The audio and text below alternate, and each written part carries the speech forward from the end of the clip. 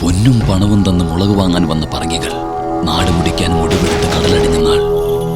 നിന്റെ പൂർവികൻ കേളു നായനാർക്ക് വയസ്സെട്ട്. ഉള്ളിൽ ഉറച്ചുപോയ പകയുടെ ലോഹം അവൻ ഒരു ആയുധത്തിലേക്ക് ഒരുക്കിയിറക്കി. ഇരുമ്പിന്റെ കനമല്ല, ഭൂമിക്ക് വേണ്ടത് നിന്റെ ഒരു തുള്ളി ഉയരാണ്.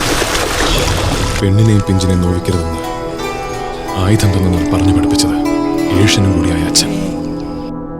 അടവും അഭ്യാസവും ഒരിടത്തു നിന്ന് മാത്രമാക്കി. ആഹാരം തരാൻ ഇവനും ഇവന്റെ ഉമ്മയും മാത്രമേ ഉണ്ടായിരുന്നുള്ളൂ. നീ എനക്കൊരു വാക്കുതാ.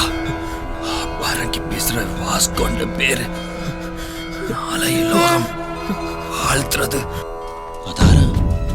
ആയിഷ, അറക്കൽ ആയിഷ. പക്ഷെ തന്റെ മാനം കെടുത്താൻ വന്ന 10 പേരിൽ 9 പേരെയും വെട്ടിനുറുക്കി ആ കഥ പറയാൻ അവൾ ഒരാളെ ബാക്കി വെച്ചു. ദൂരത്ത് നീ ഉണ്ടെങ്കിൽ പെണ്ണെ, നീ ഒരുത്തിക്ക് വേണ്ടി ഞാൻ തിരിച്ചു വരും.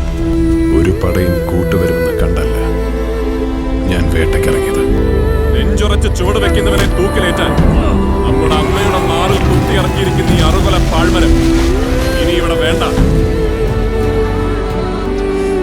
മച്ചിൽ ചലയ്ക്കുന്ന പല്ലിയുടെ വാലിന്റെ ബലമെങ്കിലും നിന്റെ ചേലക്കടിയിലെ ആണത്തത്തിനുണ്ടെങ്കിൽ ഈ തമ്പുരാന്റെ നാക്കടിയിൽ കിടന്ന് പുളിക്കുന്ന കൊലയാട്ടിന്റെ കറ തീർക്ക്. ഇനി അതല്ല, കാമ്പിന് കനമുണ്ടെന്നാണെങ്കിൽ കൂടവാ. ആൺകൂർ എന്തെന്നും ഏതെന്നും കാട്ടിത്തരാം. പിന്നെ പട്ടിപ്പടയെന്ന് പറഞ്ഞാലും പട്ടരുപടയെന്ന് പറഞ്ഞാലും എനിക്കും ഇവനും ഒരു ജാതിയേ ഉള്ളൂ, പോരാട്ടത്തിന്റെ ജാതി. ഒരു ജാതകമേ ഉള്ളൂ, പോരാളിയുടെ ജാതകം.